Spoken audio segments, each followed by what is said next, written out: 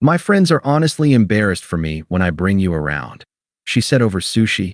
I paid for my half and never spoke to her again. Now her friends watch me thrive while she spirals. Hey viewers, before we move on to the video, please make sure to subscribe to the channel and hit the like button if you want to see more stories like this. Thanks. Hey Reddit, throwaway account for obvious reasons. I, M28, need to get this off my chest because it's been a wild ride, and honestly, sharing it might help someone else spot the red flags earlier than I did. This all went down about a year ago, but the updates keep coming, and it's turned into one of those stories where life just balances the scales. Let me set the scene. Emily and I had been together for 3 years. We met in college, her majoring in marketing, me in IT. I was the steady type. Good job as a consultant, decent apartment in the city, always planning for the future. Emily? She was ambitious, the kind of person who networked like her life depended on it. Parties, events, brunches with influential people. I supported that. Hell, I funded a lot of it. Flashback to 6 months in, she lost her entry-level gig during a rough patch in the industry. I covered her rent, paid for her online courses to upskill, even skipped a promotion at my company that would have meant relocating because she said, "Babe, I need you here to build my career." I thought we were a team. I'd come home exhausted from 12-hour days debugging code, and she'd be out at some mixer, coming back buzzing about the amazing connections she made. I never complained. Being nice was my thing, reliable, thoughtful, the guy who remembers anniversaries with her favorite takeout and a quiet night in. But over time, things shifted. She'd make these little comments. "Why don't you dress sharper? My friends' guys always look put together." Or, "You should network more. Being behind a screen all day isn't impressive." I brushed it off as her stress talking. We weren't perfect, but I was committed. No cheating on my end, no wandering eyes. I pictured proposing someday, once she landed that big job. Looking back, I see the signs. Her phone glued to her hand, late nights, working, sudden interest in professional development events. But I trusted her. Big mistake. It all came crashing down one Friday night. She'd insisted on dinner at this trendy sushi spot downtown. Raw fish, dim lights, overpriced rolls. I wasn't thrilled. I'm more of a burger guy, but she loved the vibe. "It's good for us to be seen places like this," she said when booking. The whole evening, she was off. Fidgety, checking her watch, barely touching her edamame. I tried to lighten it. "Rough week? Tell me about that pitch you were prepping." She just nodded, distant. Finally, after the waiter dropped the California rolls, she set down her chopsticks and looked at me with this pitying smile. That's when she dropped the bomb. "Can I be honest, Alex?" she started, her voice all casual, like we were discussing the weather.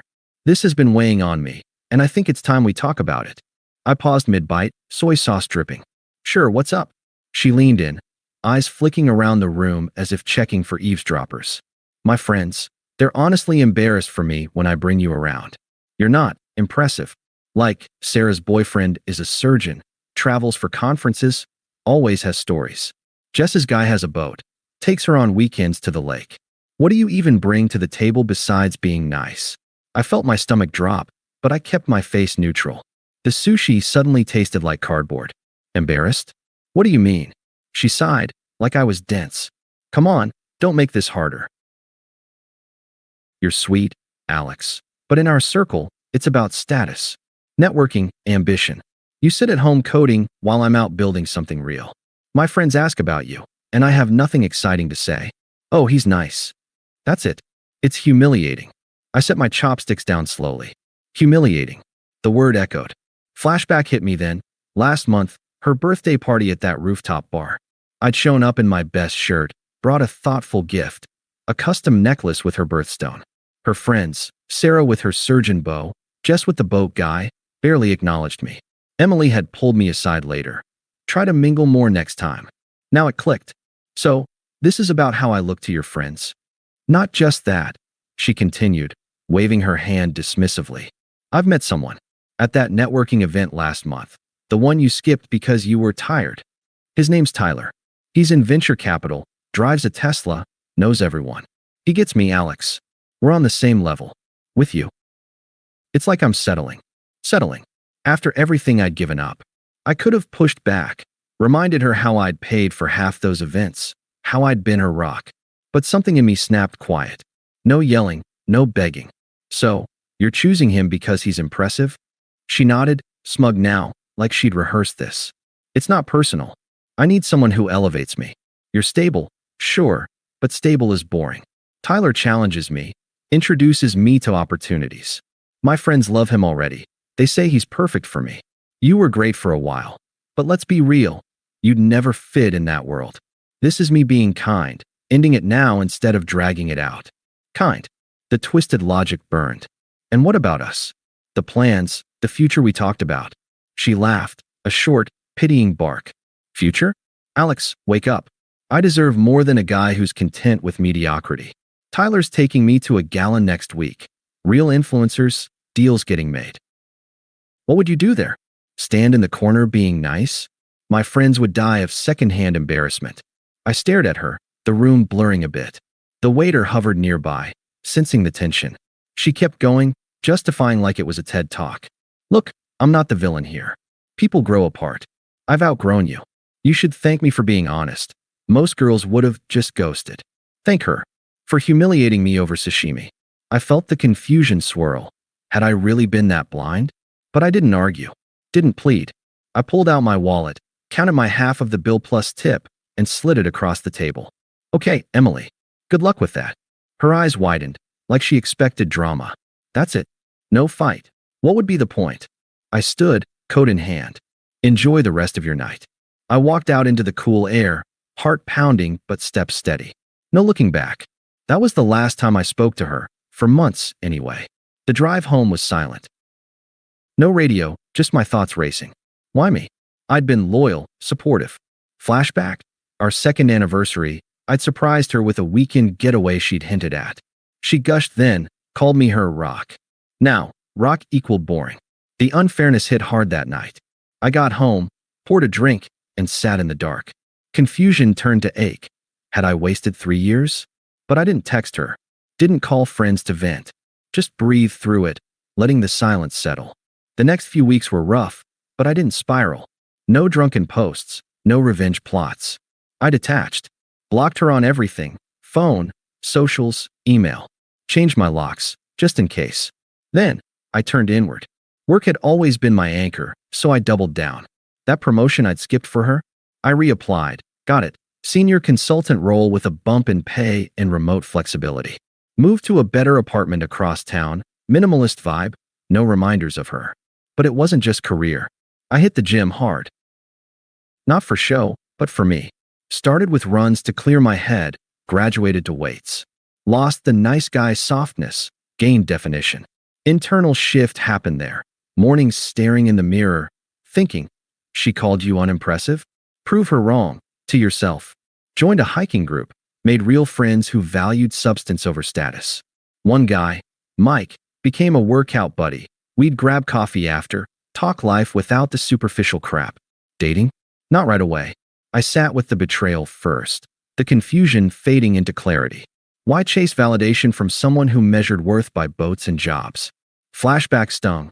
Times I'd skip guys' nights to help her prep for interviews, only for her to mock my stability. It hurt, but it fueled me. Started a side hustle, freelance coding for startups. Turned out, I was damn good at it. Landed a client who paid triple my hourly rate. Bank account grew, so did my confidence. Months in, I met Mia at a tech meetup, not a flashy networking thing, but a genuine workshop. She's a graphic designer, kind without agenda. We clicked over shared laughs about bad coffee. No comparisons, no embarrassment. Our first date, simple picnic in the park. She said, I like how grounded you are. Grounded, not boring. That word healed something. Social media? I kept it low-key, posting hikes, project wins. Didn't tag locations, but mutuals saw.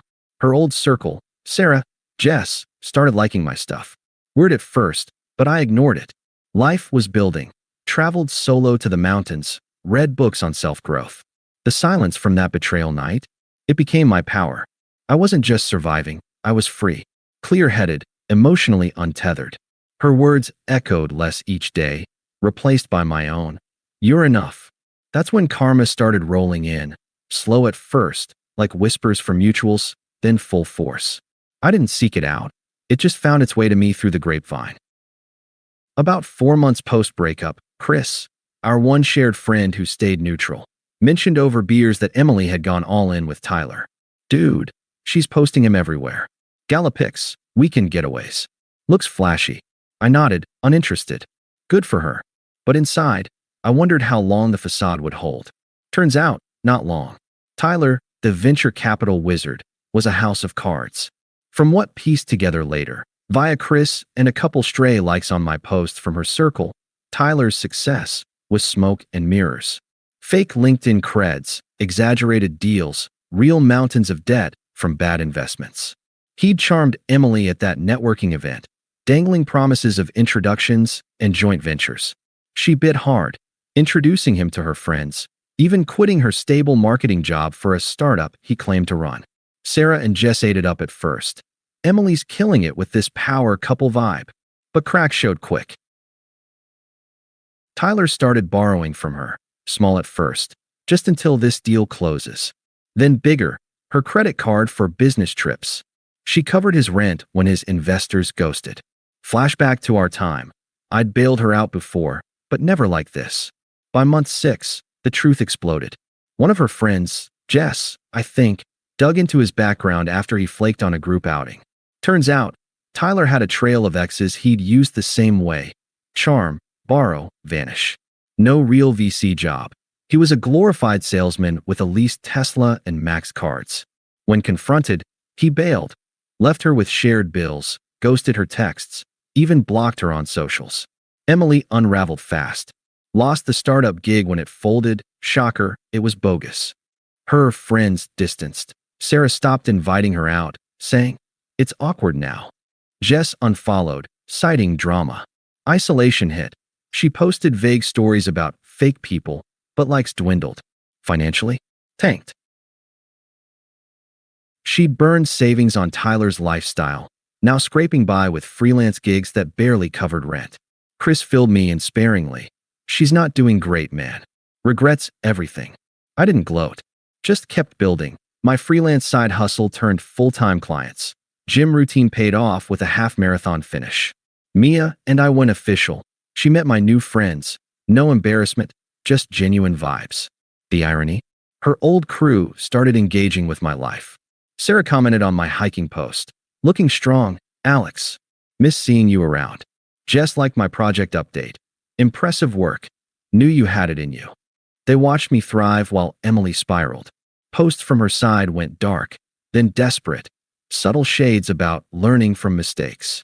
I stayed detached, but damn, the justice felt earned. Not revenge, just life exposing the superficial. She discarded me for Flash. Now Flash discarded her, leaving her irrelevant in her own circle. Her attempt started subtle, then snowballed into desperation. First contact, 2 months after karma hit, a text at 2 a.m. "Hey Alex, been thinking about us. Can we talk?" I read it, felt nothing. No anger, no pull. Deleted, no reply. Next day, another. "I know I messed up. Tyler was a mistake. Miss your stability." Stability. The word she'd mocked. Ignored. A week later, the calls ramped up. Voicemail. "Alex, pick up. I need to explain. It wasn't about you. It was me chasing the wrong things. My friends pushed me into it, saying you weren't enough.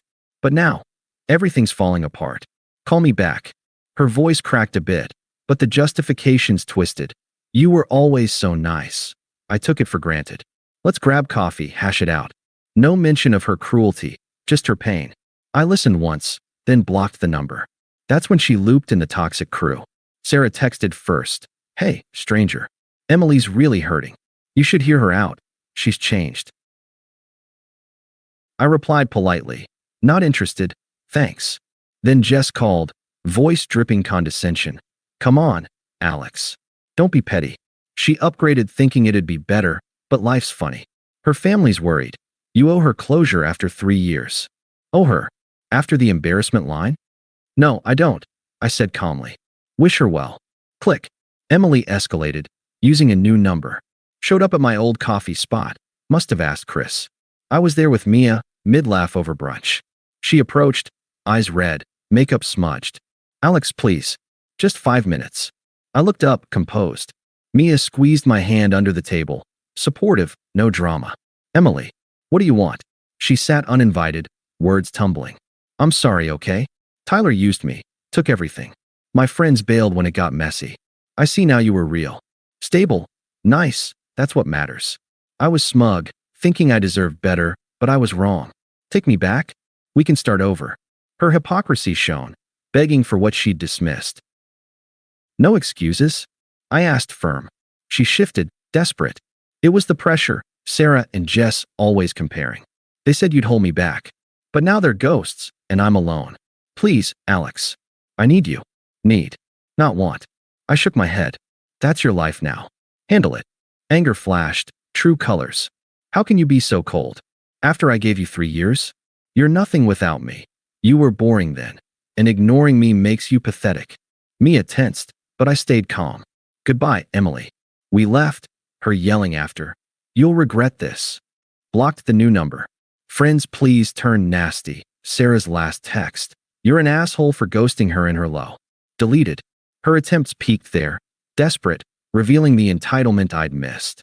But I was done, emotionally miles ahead. Fast forward to last month. Chris's birthday party at a cozy rooftop bar downtown. Low-key vibe, mutuals from our old circle invited. I went with Mia, thriving, happy, no baggage.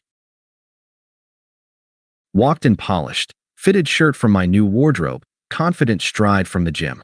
Heads turned, Sarah waved. Alex, you look amazing. Jess chimed. Seriously, that promotion? Goals. Their likes on my posts had turned to real compliments. Emily, I hadn't thought about her in weeks. Then she appeared, disheveled, solo, nursing a drink. Eyes locked on me, approached hesitant. Alex, hi. Didn't expect you here. I turned, polite but distant. Mirror time. Emily, you look familiar. Have we worked together?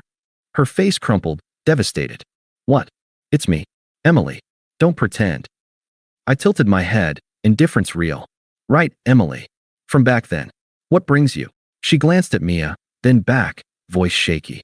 I see you're doing well. With her. I just wanted to say, I'm sorry. For the sushi night, the comparisons. My friends were wrong. I was wrong. Tyler destroyed me, but it made me realize what I lost. Can we try again? Or at least talk? No sympathy stirred. I reflected her logic coolly. You said I wasn't impressive, right? Just nice, embarrassing your circle. Well, life's elevated without that. I've got real connections now, people who value substance. You're irrelevant to that. She teared up. That's cruel. I was dismissive, but I've changed. Please. Facts aren't cruel, I said firm. My life's full. Career booming. Mia's incredible. Friends who don't compare boats or jobs. You've got your path, handle it.